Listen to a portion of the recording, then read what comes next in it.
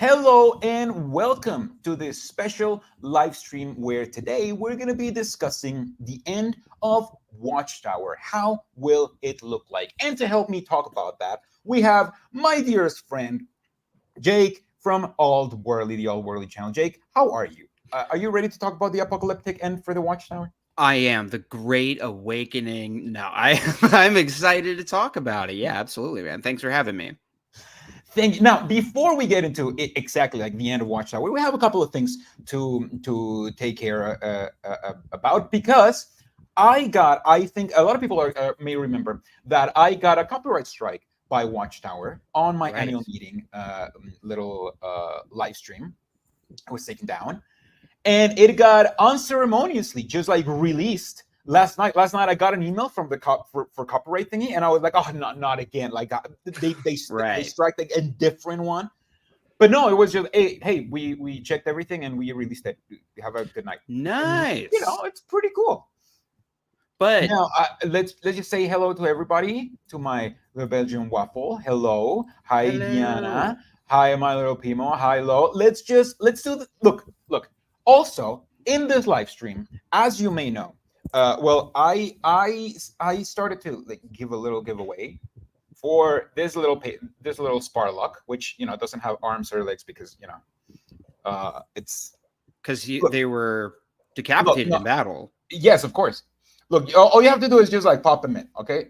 Just pop them in and then just glue them, okay? Because it's just if I pop them in advance, they may break. It's just a little bit harder to ship. Oh, for So all you have to shipping. do is just like pop them in, all right? It does include obviously like everything you would imagine from Sparlock, his magic wand and everything, like everything, of course. Now, It looks amazing. I really like it. I really like it. Honestly, I've been meaning to make one for myself, but it's just they take a while to make. So it's just I don't just print them and paint them. Like, I have to Right. sand them and then just work on them and then they take a while to print. So I know that a lot of people are maybe here, just not a lot of people, but some people, people on Patreon, people on YouTube supporters are probably here being like, am I gonna win the Sparlock? And let me tell you, you probably aren't. Like Yeah. No, is the answer is statistically, you no. aren't. Yeah, the answer is no. But let's just get it out of the way, shall we? Let's just figure out who is going to win that Sparlock before we start, because that way, we get out of the way. People can just leave. It's fine. Let me just see. I have this little wheel where I put all of the Whoa. Patreons and YouTube supporters over here, and I will be clicking to spin it. Are you ready? This is so exciting for Yeah. one person. Let's see. Let's see I who's want gonna to get it. make a wheel. And Teresa Sin gets this little Sparlock. It's right there for you. Let me know if you can text me on Instagram or on Patreon, presumably. or a Patreon, or a Patreon, or wherever. It's just I don't know if they're from YouTube or whatever. If you could text Oh, me yeah. on Patreon or on or on Instagram or on Twitter and let me know where to send this, I'll send it anywhere in the world for you, Teresa. Thank you so much for your support. I've been going through a lot this past couple of months, and your support really, like, honestly, I was telling you this just yesterday. The Patreon check next week cannot come soon enough. Like, True it's just facts, man. we've been, you know how it is. We live in late stage capitalism. It's fine.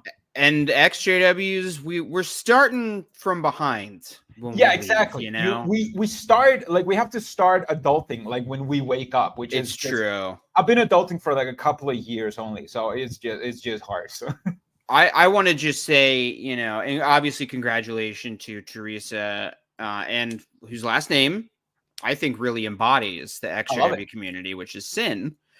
But I also want to say something's been bothering me for the last few minutes, and I just want everyone to know that I do know that if you cut someone's leg off, that's not the same as decapitating them. I know I said that the limbs were off because they were decapitated. I know I Yes. just said amputated, It's not. but It's It was decapitated the same way that they decapitated people in Israel. Like, you can't really prove it because there's no photos or anything, but just you hear decapitated and you're like, yeah, that's pretty good. That's pretty good. Yeah, it's close enough to the truth, which is that Exactly. Sparlock is dead. Anyway, let's get right into the end of Watchtower, which is what most people are here to talk about. Because I want to talk about this because I made a video like a month, 2 months ago, where I talked about clickbaiting the end of Watchtower, and in that video I talk about how we may get into the same kind of cult rhetoric where we just expect the apocalyptic end to the system of things that we don't like to come like inevitably, and it's Right. and you can I don't like when people kind of target that kind of feeling in ex-Jehovah's Witness people because we are prone to that. We just woke up from a cult. But I didn't talk about how it would actually look like, the end of Watchtower, how it will look like. So let's just start with the first one, the apocalyptic downfall, which is, I feel, what most people think of when they think of the end of Watchtower. They think like people, like a mass exodus, mass people waking up, and then everybody going Right. to prison, and the governing body and the Watchtower building just closing down. What do you think of that Yeah.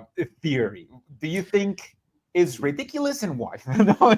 I do think I mean, it's well intentioned, probably, but Yeah, I I think, mean, like you of said, course. it comes from a desire just for this stupid cult to end, which would be nice.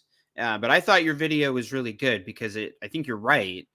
And I hadn't really put that into words myself, that we're kind of projecting our apocalyptic upbringing, and the only way that we know systems of things end is with an Exactly. Armageddon like event. And so naturally, like, especially on like the Extra W subreddit and Facebook groups, a lot, like, there's just kind of talking about like what's going to be the downfall of Watchtower.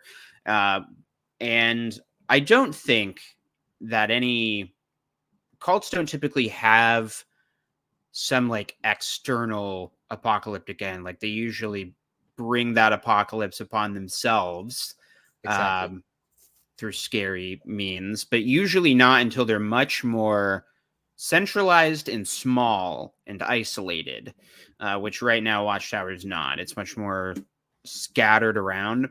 And I think, I don't know, I'm rambling a lot, so cut me off at any time. But the thing that I think of is, like, I don't know, somebody who makes YouTube videos about Jehovah's Witnesses. Like, what I want is a big going clear type moment that Scientology had, where you had this huge tell-all book that kind of came on the heels of this biography of L. Ron Hubbard that had, um, like, the Scientology had tried to not release for a long time. They tried to stop the author from releasing it. And then there was this HBO documentary, like South Park episodes. Like, there was just this huge cultural awareness of it being a cult. Yeah. And we've seen that with other groups like Nexium, and even, like, is it LuLaRoe? Like, whatever. There was like a documentary about an MLM a year or two ago that came out.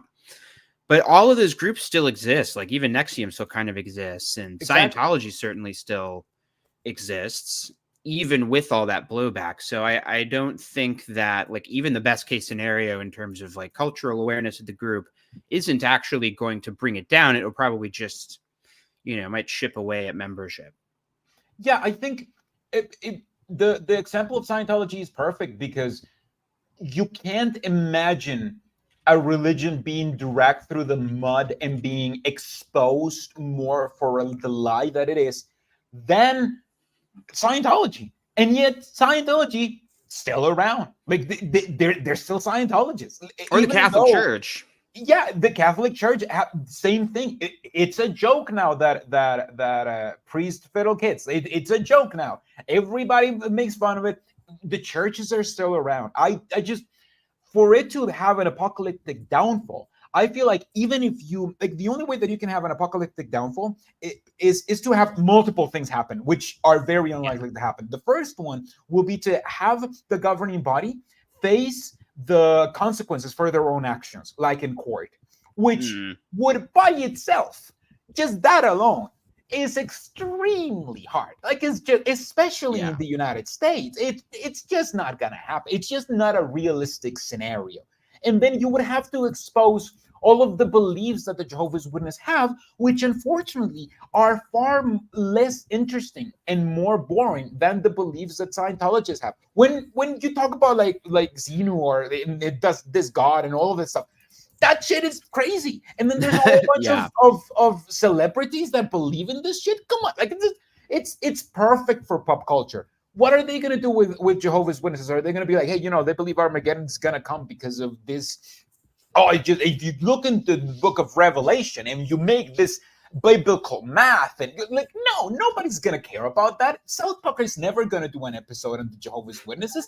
We're just bored. So I don't I know. just, They've been running on Steam for a little while. They need some fresh ideas. Do a JW episode, South Park guys. I wish so. But yeah, I think it is it is very tempting, because I feel like an apocalyptic downfall would almost feel like redemption for us. We're such a tiny group of people, the people that wake up from the Jehovah's Witness religion and then get engaged and then care about bringing the end of the win. Like, we're such a tiny Yeah. group that it will feel almost like something like we're finally getting the retribution that we're owed. But it's not. I think this would be the hardest way for the religion to fall. I don't know. Yeah, no, I totally agree. I think like any and even just with like individuals, like yeah, I don't know, Kevin Spacey just made a movie, that guy was poisoned for years and is credibly accused of really horrible things, but I mean, he's back, baby. Like, and for a religion with millions of members scattered around over 235 lands, as they love to say. Yeah. I think it's just going to be really hard to reach that point. But, like some commenters have said, like, what, Scientology has less than 10,000 members now that they've heard. That's interesting. And by the way, Simply Lord deserves a shout out for becoming a patron. Just Oh, now, awesome. they said, yeah. So they get Thank a you. spiritual Sparlock. Oh yeah, you get look. Not a fleshly Sparlock. You wouldn't have gotten a Sparlock anyway. Like, it's such a tiny chance. Like, I want to give out more Sparlocks. Not with But that it's just, attitude. Anyway, yeah, I think before we move on, I think we have to think it through, and we have to play it out, because once you think it through, you realize just how ridiculous the apocalyptic downfall theory would be. Because, like, let's say they put in jail all of the people in all of the governing body members, and then they Right. expose the child abuse the database, and then it goes wild. It goes wildfire on the news. Everybody decides that the Jehovah's Witness religion is not a religion; it's a dangerous cult. And then they get seized, like, all of their stuff, and then they, all of that happens, right? What would happen with the members? The members would still get in. The members would think Armageddon is happening, and the members would Right. take it as the religion is true. So even if the apocalyptic downfall happens, the members are still, you still have the members. Like, this is like Yeah. this is like, I don't know, like removing like the leaves of a plant, hoping it dies. Like, it's not gonna do anything because the roots are still there. That's really good. I think that one of the things that was so scary to me about that David Splain talk from a couple of years ago, where he really engaged with like false media reports and his famous apostasy talk, was the way that he laid the foundation to ignore any future litigation or even imprisonment of the governing body, where he's like, you may hear about, if there's a case settled out of court, That doesn't mean anything's going wrong. And you might hear about people going in prison. Well, Jesus was arrested. That doesn't mean Exactly. anything.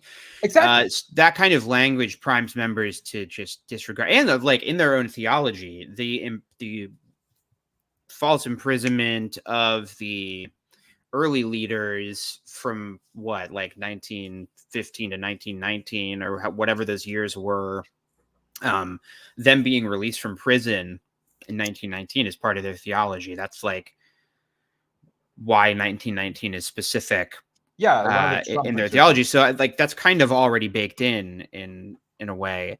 I also want to shout out, if you don't mind, this comment Yeah. from My Little Pimo, which I thought was really good. Scientology targets the rich. Mormons target the middle class. JWs target the poor. People care less when the poor disappear from society than the rich, sadly. I think Yeah, that's really that's true. true.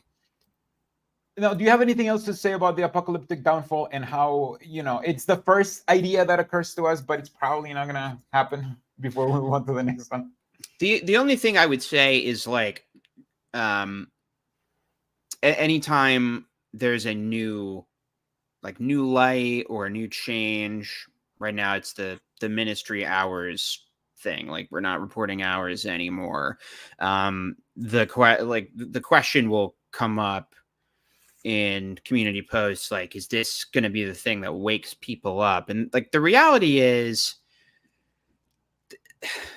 like, everybody has the for as much as it's a cult, it is made up of individuals. And even though everybody has to believe the same thing, like, everybody has different justifications for why they believe the things that they do. Like, yes, you can see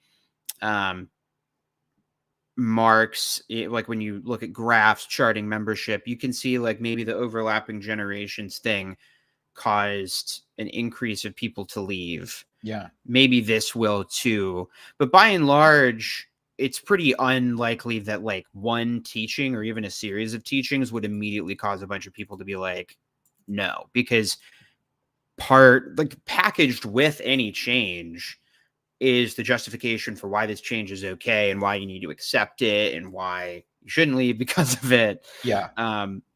Yeah, that's my only other thing on that.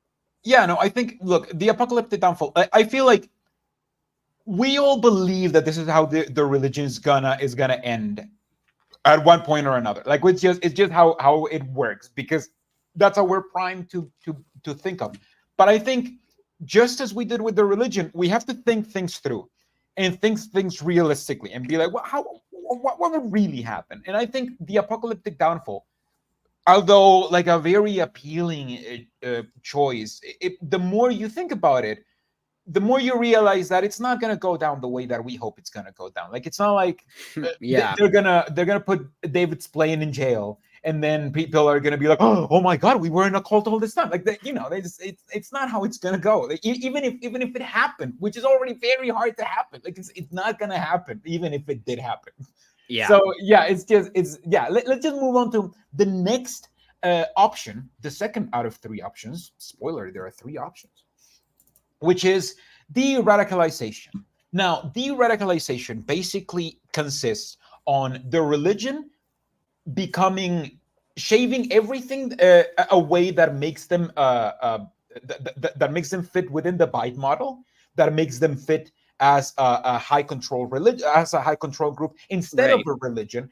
Remove all of that, and then become a normal, average religion, like little church that is just normal, and you don't really, it's not a cult anymore. I don't buy it, Right. but let's get into it. Do you, because I think you buy it a little bit more than me. We were talking about a little bit in advance. I think you think there's this is going to be a bigger thing than I think is going to be. I think you think this is going to have a bigger play in the end of the religion than me. But let's see. Well, I don't know. So I have a couple thoughts on it. I mean, because yeah, like I got a question recently from like a listener who was like, if they changed the blood transfusion policy and their CSA policies and like got rid of disfellowshipping and did all this stuff, would it make the group okay, or would it would you, like, I don't know, not even would you go back, but would it be worth speaking out against? And I don't know, like, I do think that witness leadership sees the Mormon church and thinks, damn it, we could be that. Like, the Yeah. Mormon church is also, I think, a high control group, maybe not Yeah. quite as highly controlling as Jehovah's Witnesses, but pretty Similar. pretty controlling. I mean, a lot of the same control mechanisms are there. And as Simply Lore points out, you know, a lot of their far right members don't like it, and they go even cultier. And like, one thing that we saw during the pandemic was people leaving the organization because of their pro-vaccine stance. Yeah. Like, that's a thing that can also happen. Is they, I guess, retain some more like reasonable members, but I don't know. I think that it's something that they want to do. Sorry, I know I've been rambling. No, it's fine. Like, the annual meeting, to my mind, did seem to at least gesture towards getting rid of some of their more blatantly, unnecessarily cruel doctrines, things that I would imagine someone like Anthony Morris was very much in favor of, like the door to the ark closes at the start of the Great Tribulation, then it's too late for anybody to join. That's something that doesn't, like, nothing about Jehovah's Witness beliefs really changes if you move the goalposts on that. It was just kind of needlessly cruel, and they got rid of that. And something like needing to report hours is something they got rid of, which I guess makes it a little bit more reasonable to some extent. So I think that they do want to become that. I mean, like, their entire picture that they try to paint is what Mormons try to do. This is where you, like, happy family life and community and purpose. And I Yeah. think their reliance on emotional reasoning more than your CT Russell, like, Yeah. crazy interpretations of scriptures and stuff, like, but then it's, I don't know, they still have their weird end time theology about the Great Tribulation and all that. But I can see them trying to go this direction of trying to become less radical. But in the process, I think it's still going to have the effect where they're bleeding members, Yeah. because it's just, Definitely. they're slow to change. And in the meantime, it's an unappealing group with a lot of problems. Yeah, I don't buy the option of the religion becoming more mainstream, because I feel like what keeps people in the religion is the fact that is a high control group. It's all of the things that Yeah. you have that's a high control group. You're afraid to be destroyed in Armageddon. You're afraid to be disfellowshipped. You're afraid that you will suffer somehow if you become more independent. That is Yeah. what keeps a lot. Like, I'm not saying most, all of them, but I would say, if I was to, uh, wonder, I would have to believe that most people are in a high control group because of that, because of the high control.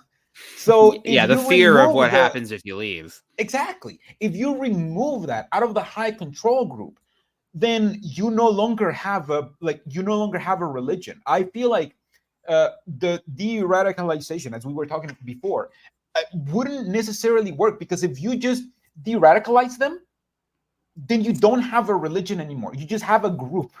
The religion is based around being a high control group. So you have to de-radicalize them while at the same time create another set of things to engage them, like increase the Yeah. community, have a more engaging theology, like all of that stuff that they're not going to do because they don't have the imagination to do it. If they were capable of doing it, they would have done it already.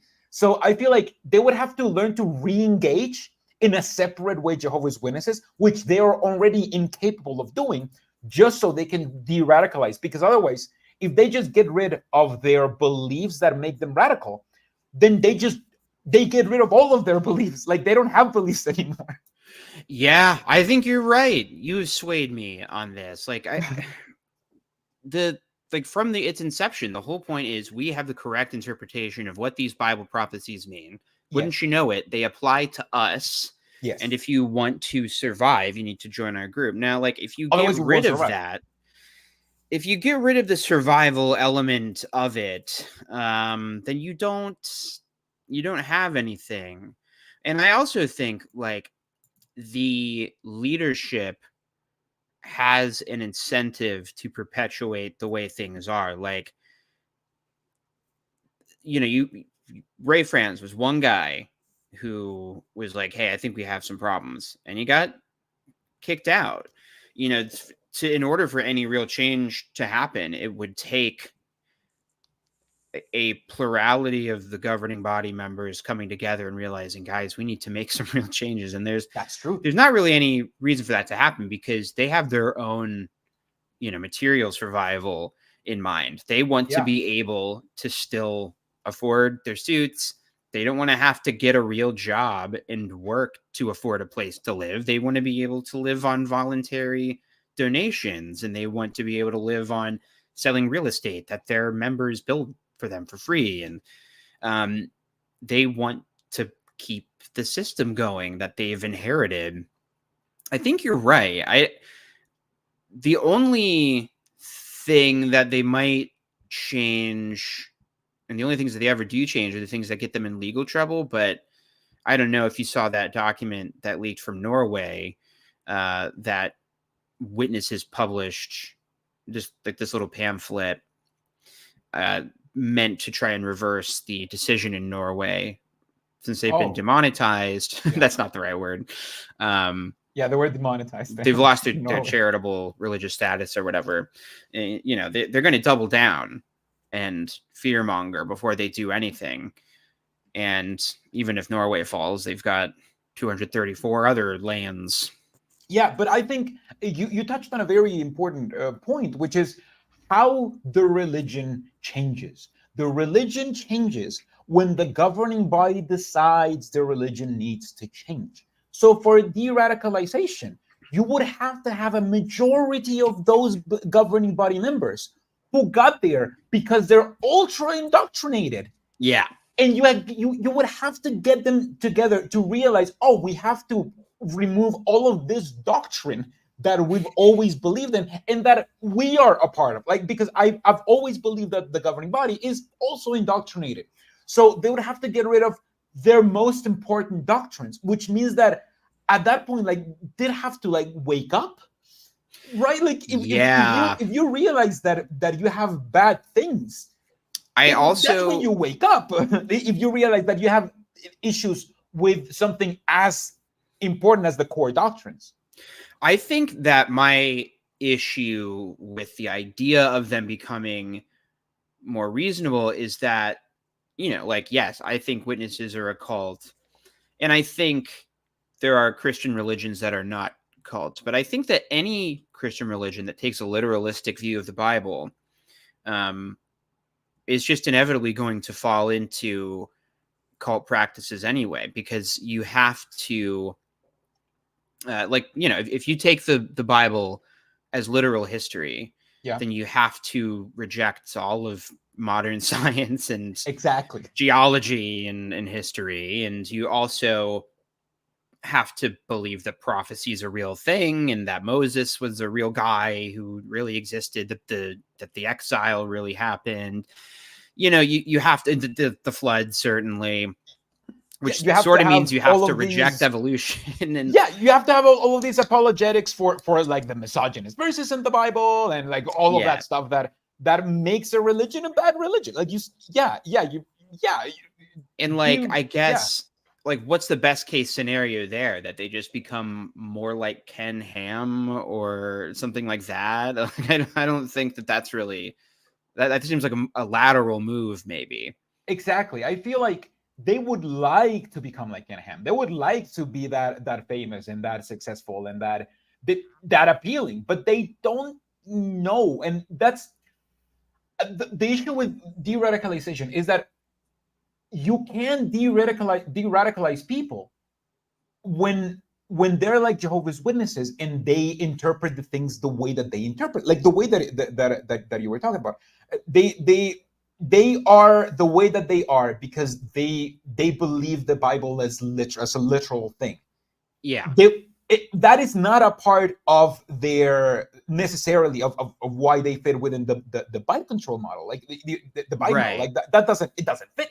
It's just something that makes them fit because of the effect of that principle. And that is one of the basic, most core principles to being a Jehovah's Witness. So in order for them to de-radicalize, they would have to get rid of this very core principle. And Yeah. then if they get rid of that, then again, they get rid of everything. Then you don't Yeah. have a religion anymore. Yeah, they can't compromise on that stuff. Like they really need the Bible to be literal in order to bolster the leadership and their right to rule mankind, because they were chosen by God. Like they need all of those things to be in place. Like what they really could use is a Book of Mormon. What they need is like an Yes. extracurricular Bible, which I I mean, guess. they're working on it with the good news according to Jesus. That's their new gospel. Well, So yeah, they're working on it. I've kind of like when I talked to Shalise at Cults to Consciousness, I think I said like that really like it's the Watchtower publications are their Book of Mormon. Like the Bible is Yes, totally secondary you're to their totally correct. materials that interpret the Bible, and that like they have their whole expanded universe of like fictional characters and stuff that exists. Like that's kind of more important than the actual Bible. But anyway, I don't think you can have any of that stuff. Just the very idea of there must be a correct interpretation of this book, and we have it. The second you get rid of that, and you're like, well, maybe other religions have truth, Yeah. then the whole group falls apart, and there's no reason to be a part of it. Like here's something that I think might be interesting to talk about on this subject is I've heard of a lot of people like myself who become atheists who kind of miss the like culture of their old church. And I've heard of people leaving Mormonism, but being like culturally Mormon in some way. I would have a really hard time pinpointing what a cultural Jehovah's Witness would be. Like without the religion, I don't think there really is a culture outside of being really Yeah, I mean, judgmental. the culture is you don't celebrate anything. Like that's the culture. The Yeah, the culture culture is is you not don't have partaking in celebrations. mainstream culture. Exactly. The culture is you don't partake in mainstream culture. Exactly. That is the culture. The culture is the absence of one. It's that really is a culture. Like, how do you know that someone is Jehovah's Witness? For the things that they don't do, not because they celebrate something, but it's for the things that they don't do. People Because are saying that they deprive themselves. people are saying that mainstreaming might be a better word than deradicalization. I think that's right. Yes, like appearing more mainstream. I chose de-radicalization because what I meant. I mean, we can call it whatever, but basically, what I mean by this is they change so much that they no longer fit within the Yeah, bite model. Like yeah, that's, but obviously, like that's a big ass name to put on a slide. So that's basically what I think. They no longer can be considered a cult. They change so much that they no longer can be considered a cult. That's what I meant by the radicalization. Yeah, becoming more mainstream, maybe, but I think that you can become more mainstream while still being a high control group, and that's what they're trying to do. They're trying to become more mainstream by getting rid of like this vestigial things that they had, in the hopes that they can attract more people without getting rid of that control. So, which is why them getting rid of the hours, I don't see it as a sign of de-radicalization. I just see it as a sign of, oh, they're willing to expect less of their followers because they want to convert more followers, because they want to keep they want to have them in control still. I don't see that yeah. as giving away control, because they're not giving away control. I They're think still in control of them.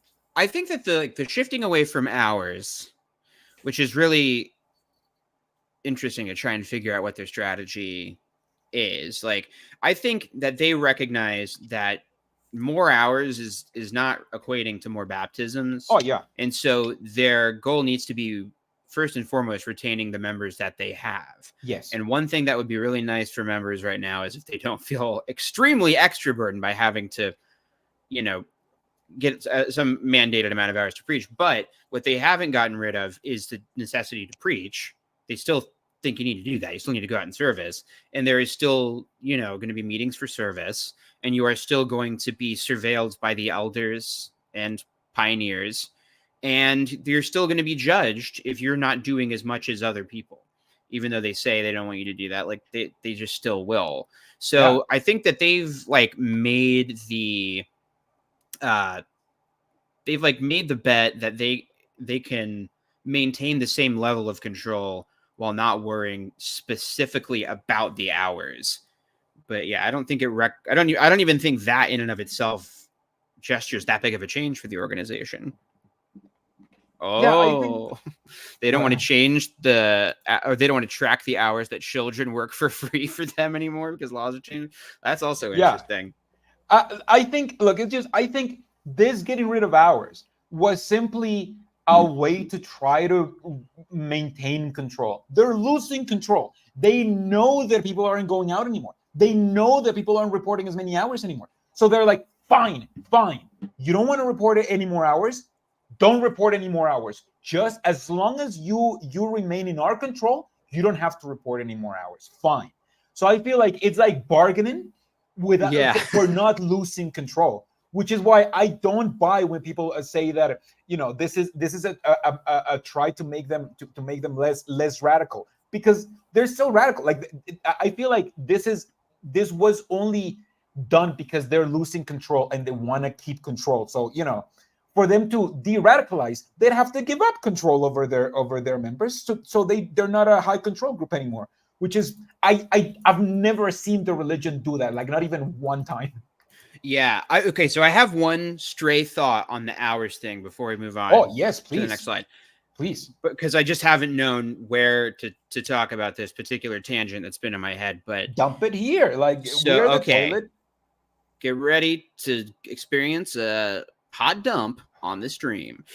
I'm going verbal diarrhea. That's right.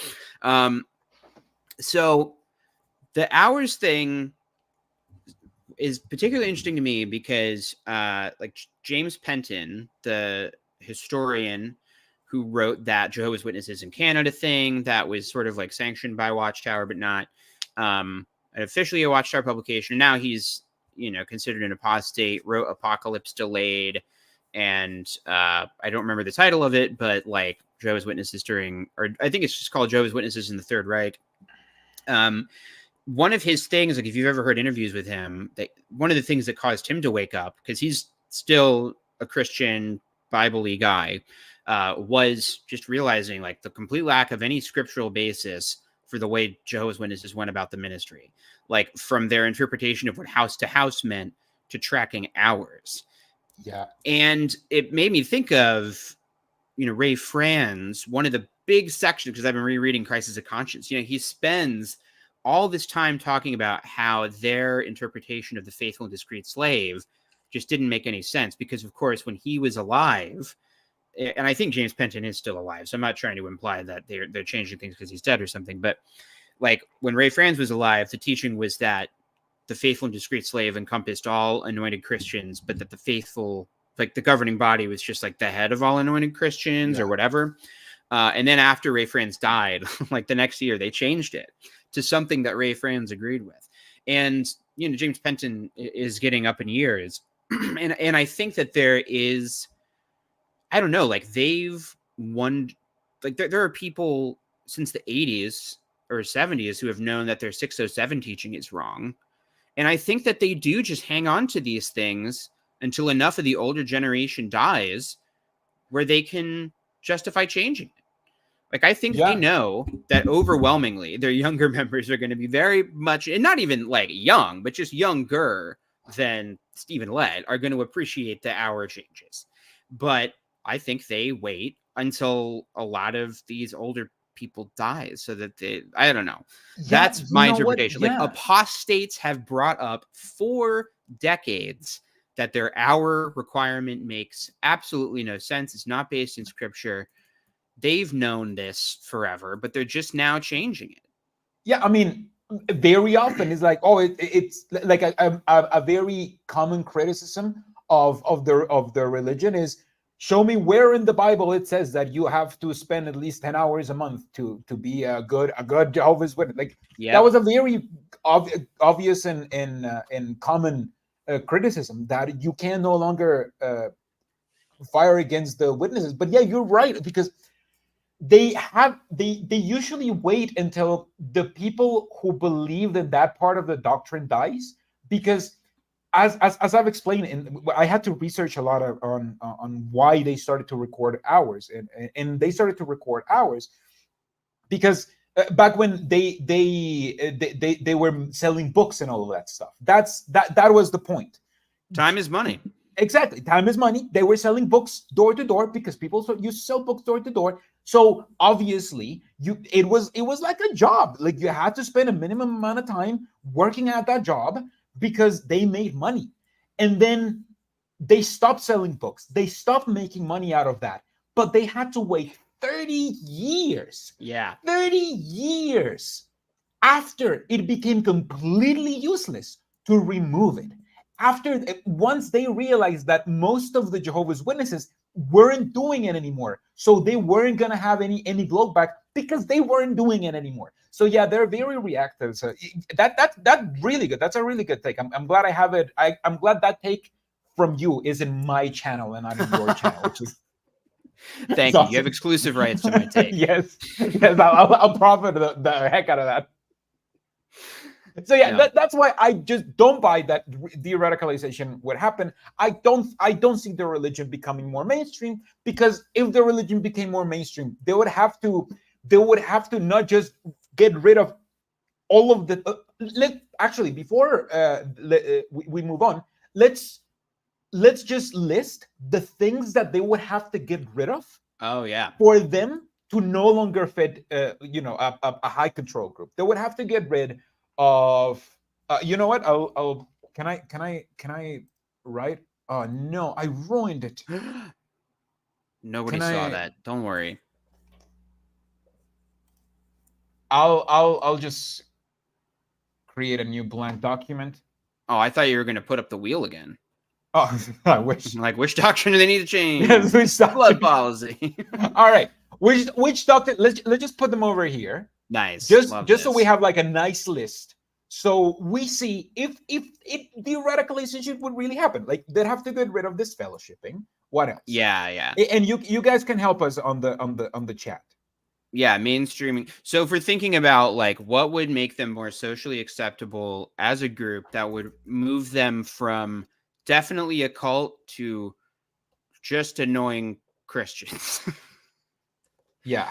um okay, so yes, disfellowshipping. I think their stance on LGBTQ issues would have to change. I think that is too toxic of a belief, unless they want to become Speaker of the House in the United States. Then they can keep that. Okay, the homophobia. I Yeah. think that's how you can put it. You Yeah. can also the Get rid of blood Jehovah doctrine. generally. He's just kind of a toxic presence. Yeah, get rid of Jehovah. No, Jehovah's the worst.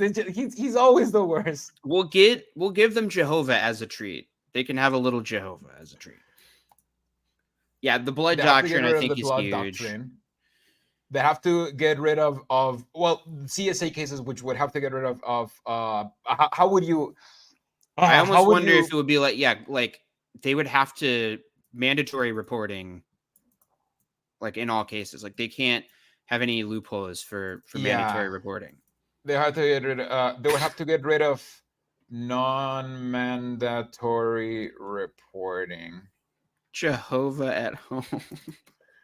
What is Jehovah? I feel like Jehovah is Jesus at home for other Christians. Like we have Jesus Yes, at home, and Jesus at home is it's Jehovah. Jehovah. Yes. Wait, What else no. do they Oh, have I to see. We're get rid getting of? rid of non-mandatory. Okay, okay. Um, okay, so that's another good one. The how would you word this? But they're not just disfellowshipping, but like shunning and demonizing of ex-members. Like I think the concept of apostasy would probably have to go, Yeah, because I think that concept is very, very scary. the apostate concept. Allow open criticism and debate on doctrine. That would be good. Oh, patriarch. Yeah, that's a fucking good one. Women can have rights. Oh yeah, they have to get rid of their misogynist Misogyny. rules. You know what they would have to get rid of as well? They would have to get rid of their, how can I call it? Like their both their superiority complex, that they believe that they are the only one religion that can be good, and their Mm, supremacist and isolationist, their yeah. isolationist complex, which makes them so they can't mingle and they can't be a part of, like, you can't be a part of your own culture because you know all of that Yeah. stuff. Like you should be able to have friends at work and school. Yes. Oh yeah, like, Isolationism is a good way to put it. Yeah, they would have to get rid of that. Like you have to be able to, well, higher education, oh yeah, they have to get rid of higher education or they need to get rid of, prohibition. yes. Now I think you spelled misogynist wrong, but I'm not going to say anything about Oh it. my god, I, But I'm look, not going to there's say anything about it's it. not, it doesn't, the red thing doesn't say, it doesn't. No, you're right. I only am suspicious of it because I've misspelled it wrong every single time I've tried to. Supremacist belief is a good point. Voting, yeah. Oh yeah, they'd have to get rid of the voting.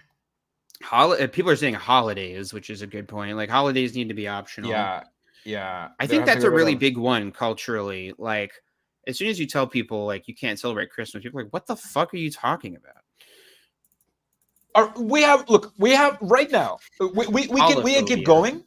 We can keep going, but I feel like right now we have a really good list, like a really good idea, like a really good general idea of the kind of things that they have to get rid of to get to not be a cult anymore, to get de-radicalized, to become more mainstream. And I think if you see all of this, if you get rid of all of this, you don't have a religion anymore. You don't Yeah. have you don't have it. You just don't have it. It doesn't exist anymore. So not only Beards. do you have to get rid of, yeah, beards as well. Beard phobia. Beard phobia. Yeah, I think if you get rid of all of this, not only do you have to get rid of all of this, you have to replace all of this for better things. And they have shown Yeah. that they are unable to come up with better things, with better theory, because that's what they're losing Better members. pizza, Papa John's. Oh yeah, And this is, delicious. I think you're so spot on about this. You know, I really hadn't thought about this, but like if you get rid of these things, I mean, this is the backbone of the religion. Like the Yes. reason why you feel like you're special is because you are adhering to these really challenging doctrines that aren't any fun to abide by. But boy, you feel special by sacrificing for Jehovah. Um, Recreational drugs, that would be big.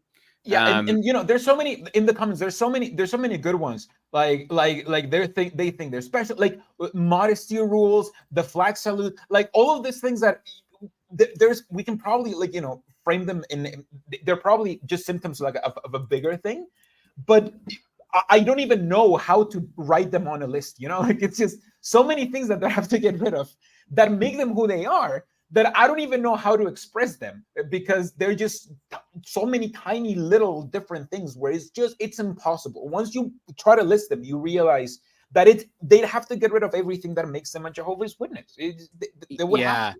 We've got, I think, like 12 things on this list, and if you got rid of half of them, which would be almost it would be an insurmountable task, I Yes. think, as the way Yes. things currently stand. Like, if you got rid of 6 of those 12 things, it would still be a call, and it would still be really bad. Yeah, exactly.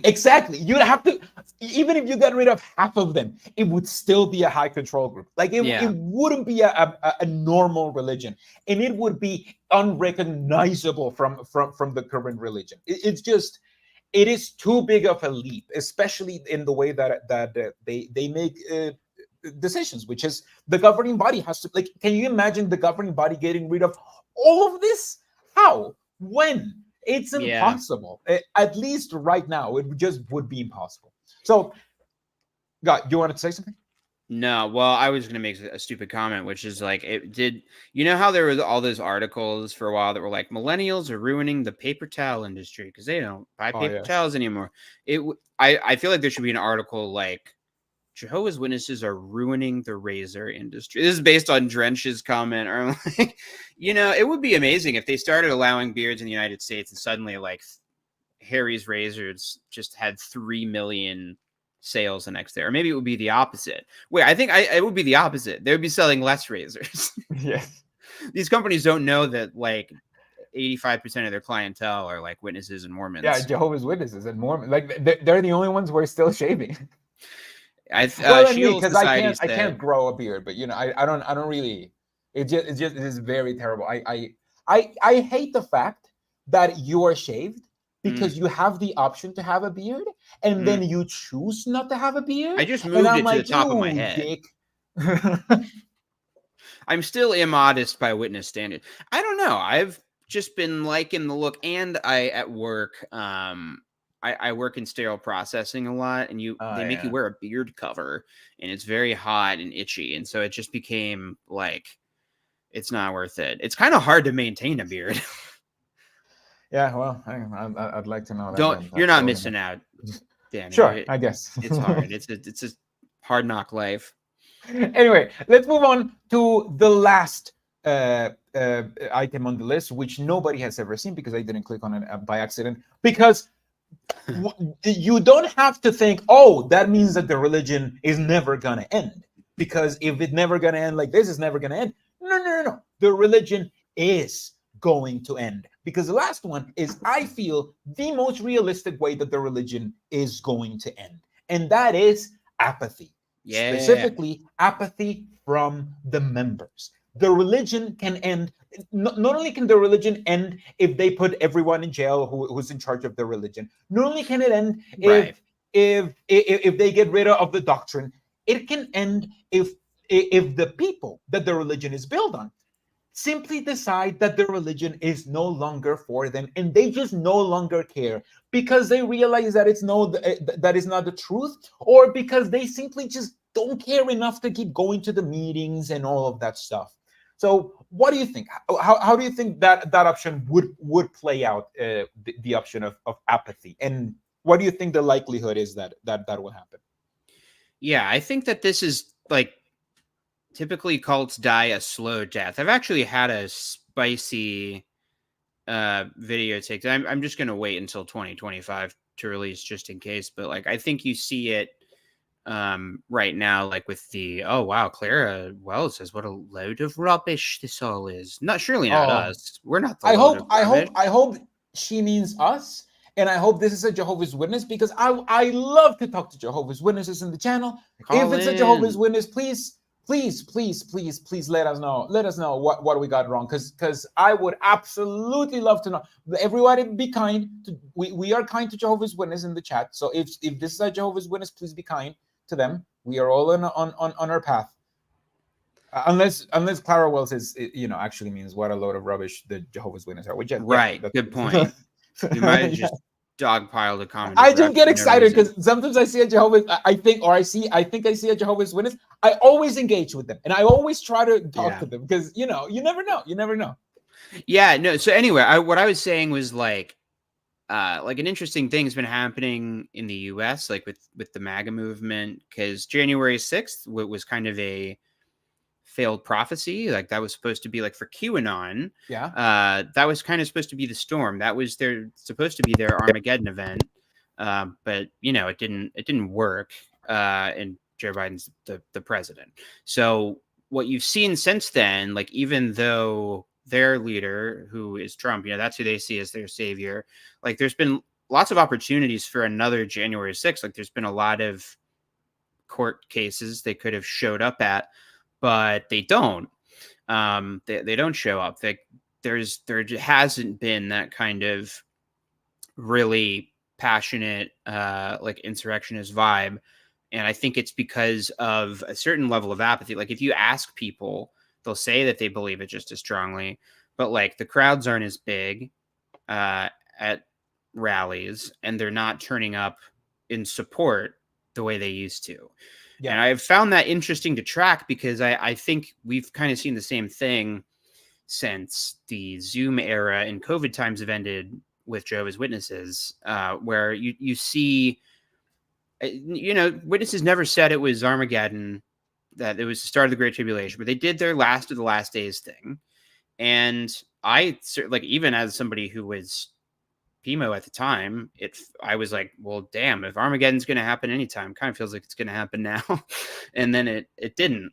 Yeah. And I don't think, you haven't seen like a plummet, but I think you have seen this increased apathy, and Kingdom Halls are a little emptier, and the conventions are a little less full, and they're not mandating hours because clearly Yeah. it's a little embarrassing to report them. Yes. So I think we're seeing that now. Like, we're seeing, oh God. Sorry, I got distracted by chat. But anyway, that's more or less. Yeah, there's chat is filled with very good takes. Like, what this is what a Thank great you. what how did it I clicked on it by accident, but it's such a good take. Thank you so much. Thank you so much. I was like, No, I don't but think you yeah, had I to click think on that one. But I think I think that's where I wanted to get there, because not only do I think that apathy is the most realistic way that this cult is going to die, I think we're already seeing it. And I have here like a couple of statistics that I wanted to share with you Nice. to prove it. Basically, I obviously Larchwood shared this. It's not his statistics. That graph? Larchwood is Yeah, the only yeah. reason why I'm still on Twitter. This You is can what I see was here thinking of. exactly. You can see here the baptisms by region, but this is a bit of a mess. But this is the baptisms worldwide, and you can see here how the 1975 prediction just like picked it up, and then there was a huge disappointment that went down, but it's still, overall they still gained a lot of followers. There's a generation expectation. Then right here in the 90s is where you see the peak of the Jehovah's Witnesses, where they're like, we are building all of these kingdom halls, and we have record numbers and all that stuff. Then the internet starts, and then there's a period of stagnation. But then COVID happens, and then you see a gigantic drop on baptisms. Yeah. The religion is falling because the religion no longer wants to is no longer engaging with its members, because its members are just apathetic to the religion now. Like, they don't go to the meetings anymore. They would rather go on Zoom, if they go at all, and they just put like they just turn on the Zoom thing, and they turn off the camera so nobody can see them, and that's it. It's being a Jehovah's Witness has never been as boring as now. That's the truth right there. Yeah, I mean, like, the theme of their last convention was patience, and like it's the theme of this, like the Watchtower, and it's like everything is just keep waiting, please. Like, I know it doesn't seem like it's happening, but oh boy, it's got to be so close. It's just gotta be. The religion has never been as boring as it is now. And you can see here, over here, like there was like a little peak, and you can see in the I don't have the statistic here handy, but if you see the people who the amount of Bible studies that they had, it kind of has like went up when COVID started, and then half after COVID. Like, it's just it has a very significant drop as well. So I think the organization, I think it has never been as boring as it is to right now to be a Jehovah's Witness. And I think that is what's going to kill the Jehovah's Witness religion, just how boring they are. Because right now, you don't have to, like, all you have to do is feel good at the meetings, and that's it. If you don't feel good at the meetings, if the meetings aren't doing that for you, then you don't have anything else. You don't have you no longer have the time at the ministry that you spend. You no longer have all of this doctrine, like this gigantic doctrine that you have to memorize and you have to study to make sure that you make sure of things, because they're like, oh, we just don't know. We just don't know about things. We are people who Jehovah killed gonna be resurrected? We don't know. Let's just not know things. Like, it's very boring, and I think that is what's going to kill the religion. Yeah, they're in an interesting place. Like at the height of the ministry, they were much more like even in the 90s, when they didn't necessarily have a specific doomsday prediction like they did in the 70s. They would still say like, well, by the end of the 20th century, the end's In the coming, 90s, they right? did. It was the year 2000. Like Yeah, in the 90s, it was the year 2000. exactly. And I think that it's hard to motivate a group like this without a specific doomsday prediction. And at the same time, they have. I've talked about before how I think that the appeal of the religion was that it, for a long time, at least when I was growing up, it felt more like a small church community, just local. But with the broadcast, it's much more of this global thing, and the governing body is more front and center, which makes sense for a high control group to show the leaders more often. But the issue that they have is that their leaders are not charismatic Yeah, they're boring or as fuck. Or interesting. they're They're boring Stephen as Lett. fuck, and like they because they I think are very consciously just trying to appoint yes men who aren't going to rock the boat. Like they don't want to appoint another Anthony Morris or David Splain or Stephen Lett, people who have a certain specific kind of vibe about them that is weird and compels people. Instead, we've got Kenneth Cook and Jeffrey Winder and Gage Flegel, and they're all kind of exactly the same. And that's not hugely motivating either. Like seeing these guys who are boring and aging and aren't very entertaining to listen to. Like, say what you will about Scientology, like David Miscavige or Keith Raniere, but like they're they command a certain level of attention when you listen to Yeah, them. Like there's a reason why they became cult leaders, yeah, they're whereas all engaging. these guys just seem like, because it's probably true that they just worked their way up a corporate ladder and were there at the right time and said yes, and now they're there and they're boring and they're not gonna get out the youth vote. Yeah, they're not getting the most engaging governing body members. Like that's not why they're chosen. It's not like they're chosen for their teaching abilities or because they're liked or whatever. They're chosen because they're yes men, and they're not gonna rock the boat too hard in the governing body, and that's it. And they're in a tough spot because I don't think they can get away with doing another specific doomsday prediction. I think they must know that would really be to the extent they could have a huge implosion, that would be it. Like it would probably lead to a boost, at least relative to where they are now, because specific doomsday predictions tend to do that. But when it inevitably failed, it would lead to yet another great disappointment, and it would plummet, and it would be way more public than any of their other failures because we now live in the age of the internet and they're much more visible than they were. So they can't do that. They have to temper their expectations constantly, but they also have to keep people afraid of doomsday coming. Of Yeah, it's a doomsday coming. weird balance that they have to strike, that they haven't really been able to strike very well since the year 2000. I feel like the year Yeah, 2000 no. was perfect because they didn't really have to do anything, but everybody was like, it's the year 2000. See, Right. it's gonna happen. Yeah, maybe Jehovah, maybe, you know. So I feel like that was like the last hurrah for apocalypses. I'm working on a list of all of the times that the Jehovah's Witnesses have predicted the apocalypse. And I disagree with you because I think that the Jehovah's Witnesses should predict Armageddon now. I feel like not only would they get a flux of people, they would get a lot of attention. And when you see like when do you see that they predicted 1975? Yeah, they have like a big like peak and then a big valley, but the valley wasn't as low as when they started.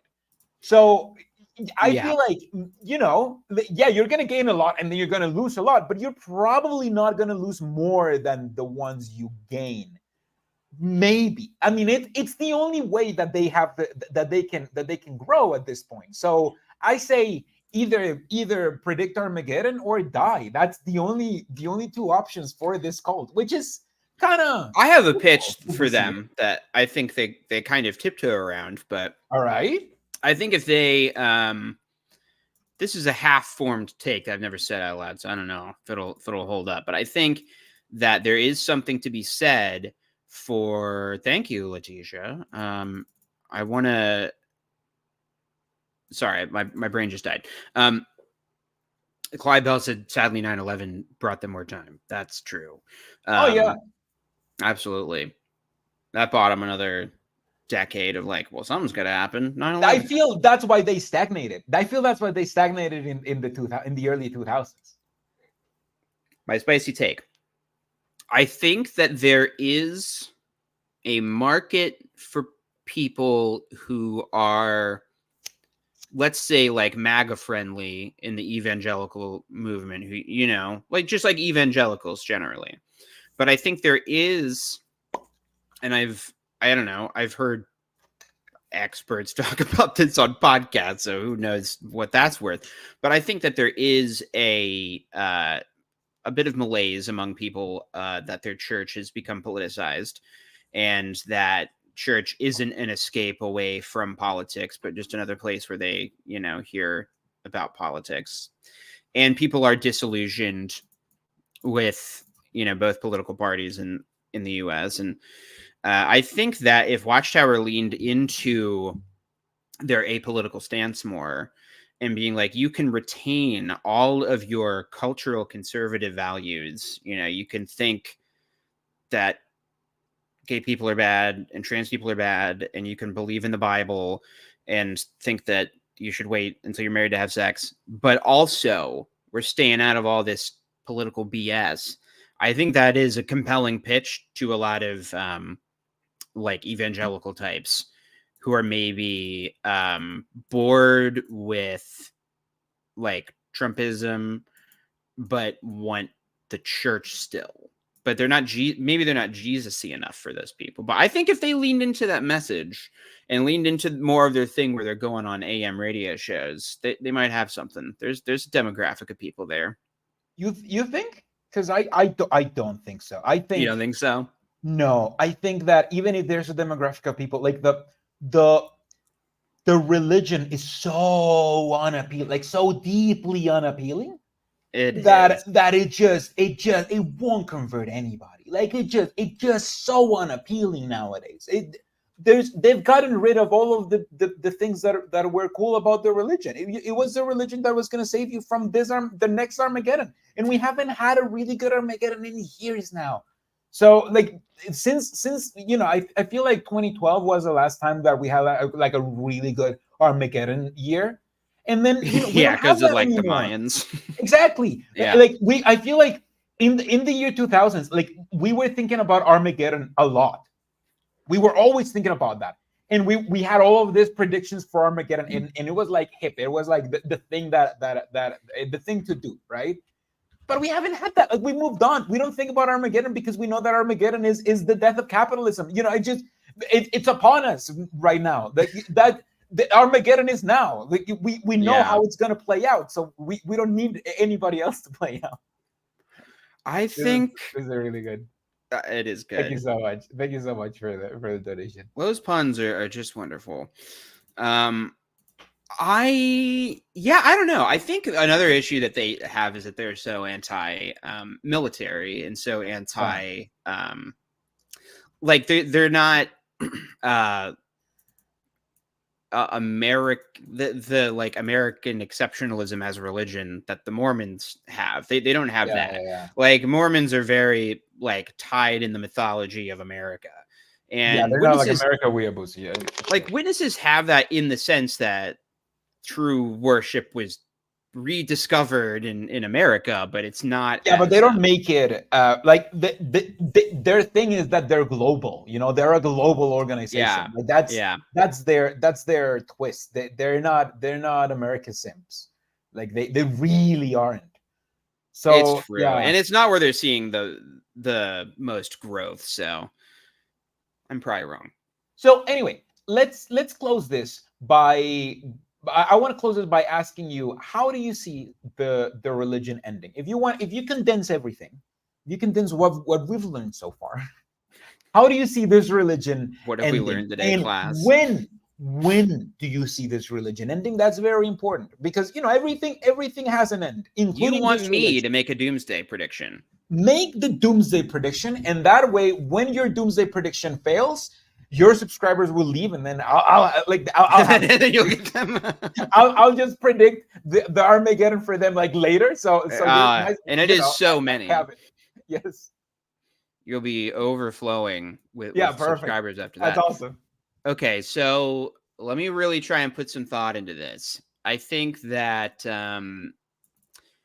it does feel like we're in very tumultuous times, like with multiple wars brewing or underway, and obviously the 2024 presidential election is going to be a real like turning point, no matter which way it goes in American history, because it's essentially fascism versus not kind of boring politics as usual. And so I think if fascism I could versus see the them current broken system. at the same time, either way, I think there's a growing level of like class consciousness going on in the. I'm thinking of in a very U.S. centric way, but this is going somewhere. I do think Clara might be a witness, by the way. I got a little distracted by a comment. Oh, yeah. So I think, like, okay. And I think, like, young people, like Gen Z and whatever the next generation after that is, I just don't see them retaining that generation as Jehovah's Witnesses. Like, yes, they'll be able to retain some, especially people who are born in, and that's their culture that they inherit will stay in. But I think there's just going to be less and less because the arc of history does bend towards progress. And so I think I'm going to say by 2050, no, I'll say by 2040, the organization is going to be isolated to like 25 congregations scattered around Africa. Yeah, that's or pretty good. something. Or So just you think it's just gonna be like the ghost of this religion and just just this tiny group in Africa that is still there? I think in the US they will become like Scientology, where they'll have like 10,000 members scattered around. There'll be like a few congregations because families will keep it going to some degree. But I think that for them, the future of the religion is definitely going to have to be outside of the United States and probably outside the Western world, even though that's not a term I love. But that's me really over intellectualizing a completely ridiculous guess that I pulled out of my ass. I think it's probably right. Let me give you my prediction. But before I give you my prediction, let me just answer to Clara, because Clara has a good retort that I sometimes see from Jehovah's Witnesses, that the governing body are normal men. They are prone to errors. To that, I answer, okay, can you call them out then? Like when they make an error, like if they make an error right now in their doctrine interpretation, can you call them out? Because if you can't call them out, that means that they're prone to errors, but you have to obey them as if they aren't, which is what I have a problem with. Now, if you can call them out, then that is what I'm doing in my channel. All I'm doing is calling them out because they are normal men. They're prone to errors. So everything I do in my channel is call out their errors. So there shouldn't be any issue for any Jehovah's Witness to watch any of this content. They shouldn't tell you not to be here, which is what they tell you, right?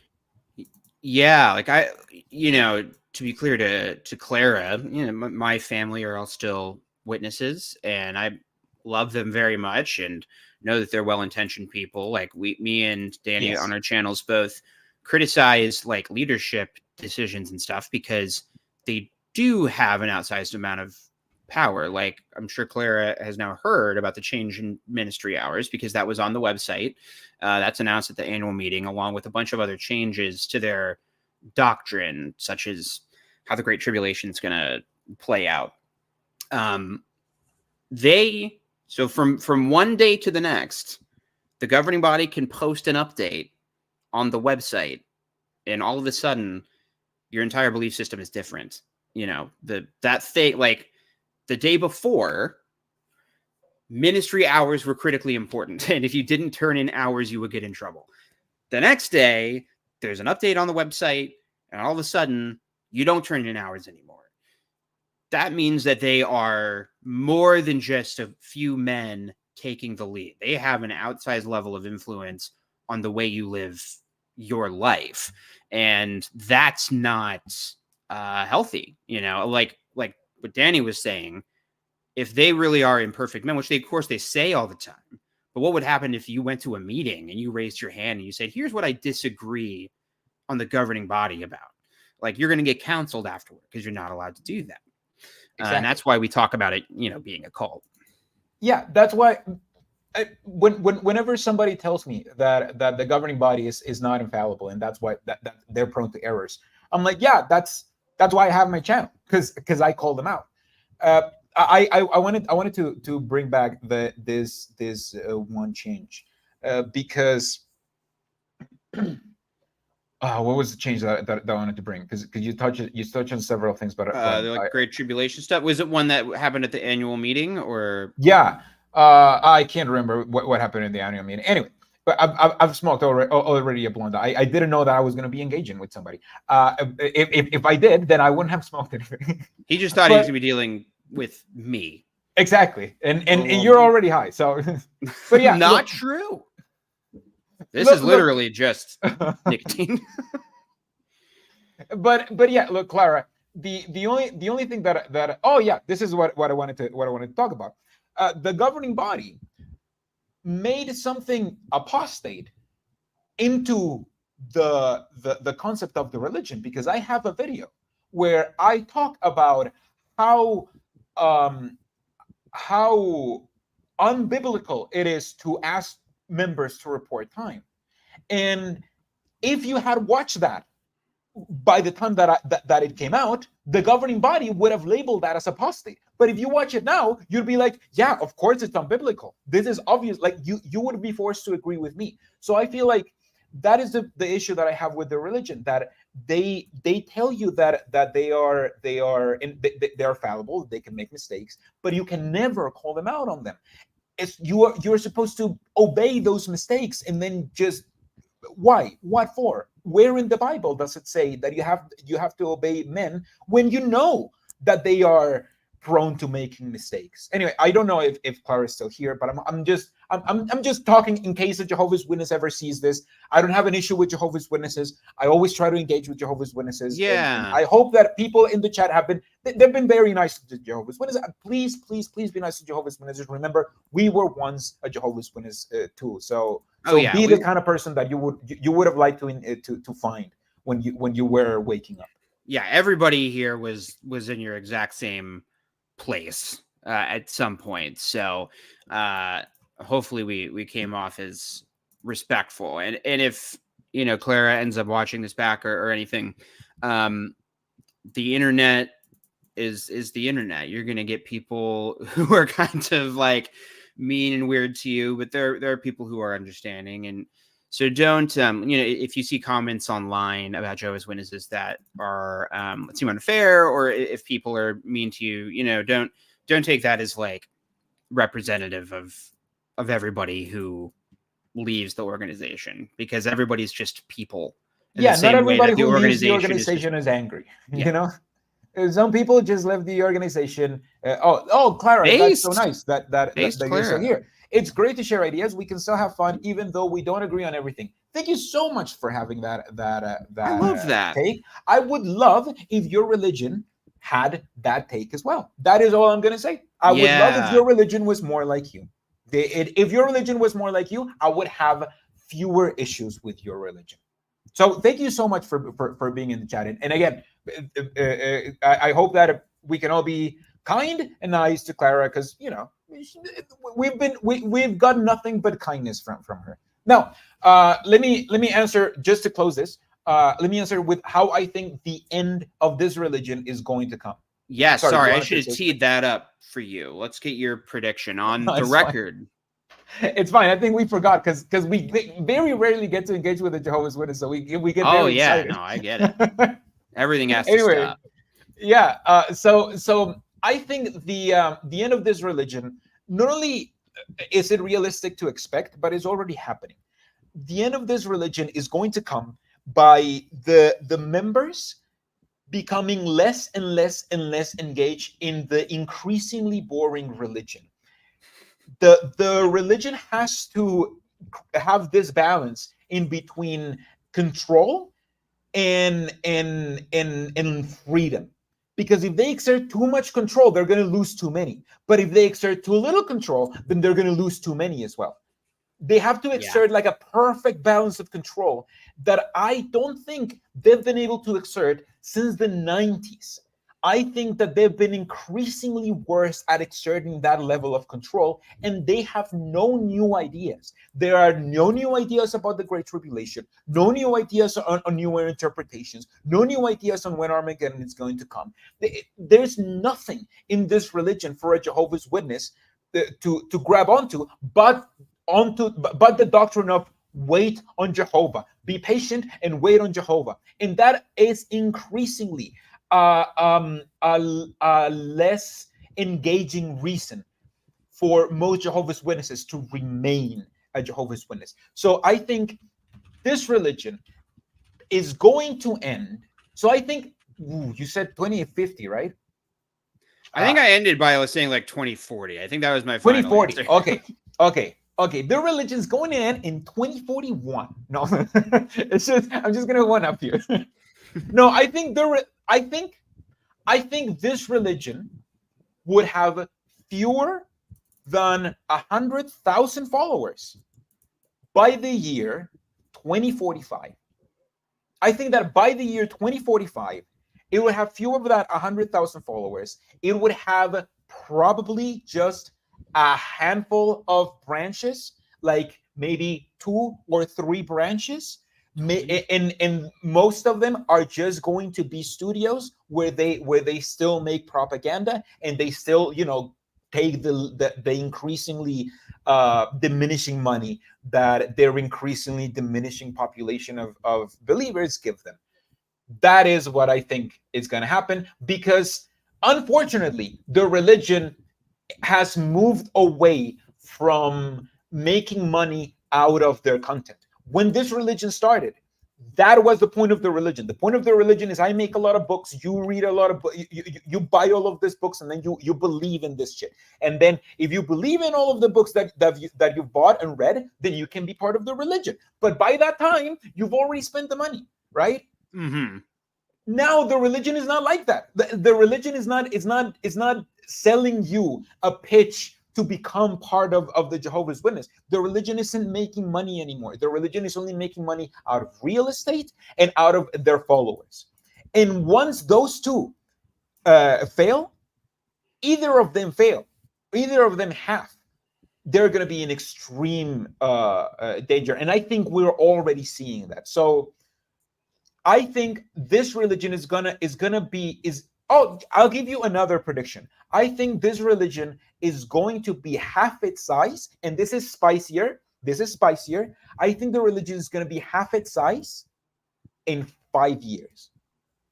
Half its size in Yes, 5 years, man. That's a it's lot. going to have Because 4 million members. 4 million members in 5 years. you think 4 million people will leave the religion in the next 5 years? That's okay. I I'll take think that bet. I think 2 million We both people don't have any left money, already. Yeah, I but know. I will I'll take bet that you all bet. of the money I have, which is just like a couple of coins. No, I think not only is it realistic. I think 2 million have already left.